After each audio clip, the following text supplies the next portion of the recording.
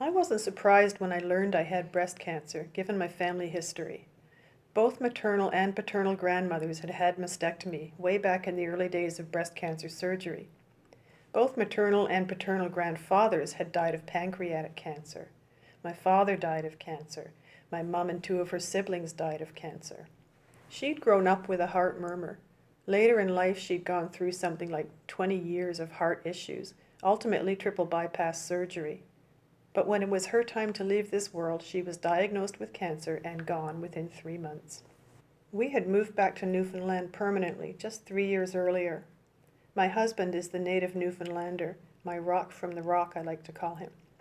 We came here with the idea of leaving behind the frantic southwestern Ontario lifestyle, working to live, living to work, to semi-retire and live a gentler life.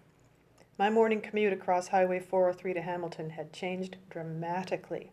We were so taken with the idea that foods that we were used to paying mega bucks for, berries, seafood, grew right in our front and backyards, organic and free for the taking. Because she lived with us in Ontario, my mother moved here with us.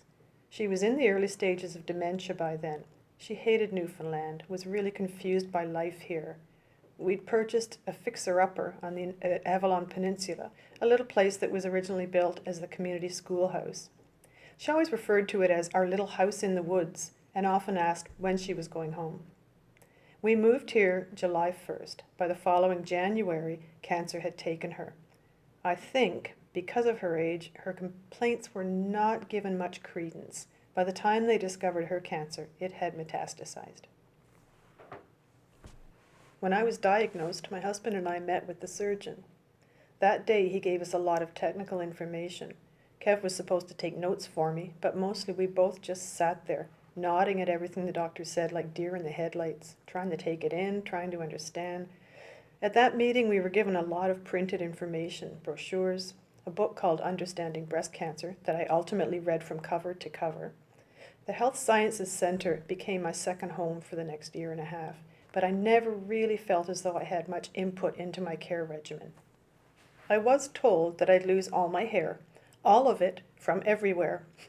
When it started to come out in handfuls 2 weeks into chemo, I had a hairdresser friend shave my head. I was ticked because I'd been growing it out by then for over a year as I was working seasonally as an historical interpreter. I got past my discomfort over my appearance quickly though, because all of my sisters, biological and my sisters from other mothers, came out to Newfoundland to stay and help me recover. I didn't find the actual surgical staff were especially forthcoming with information. If you didn't ask specific questions about specific things, they sort of gave you the assembly line treatment. How are you this week? Any issues with anything? But with so many of us to deal with, I suppose we're all science projects to them. During my pre-op interview, I told a physician that I was a bleeder and I bruised easily. I have very atopic skin. He blew that off because, quote, everyone bruises. During surgery, the surgeon nicked a capillary during the procedure, and I lost so much blood they had to give me 2 units. My blood pressure tanked. They had to put me under and go back in again to find the bleeder, and afterwards my torso was one huge bruise from my collarbone to my navel. I got the best information, choices of treatments, potential side effects, responses to drugs, important nuggets of information from health technicians, the chemo nurses, cancer center staff, and the hospital pharmacists. They were amazing. I got good information regarding sources of potential financial support from the social work department, but I didn't even know I could see a social worker until I was told so by my cancer support group, an incredible gathering of sisters that goes by the name of Sharing Our Strengths. It was a long journey. It still is, really. Ultimately, I have found that humor helps a lot. You have to be able to laugh at life, at your lot in life. When I had my last treatment, my final dose of Herceptin a year after initial diagnosis, I stepped up proudly to ring the bell of hope. That's a tradition at my cancer center.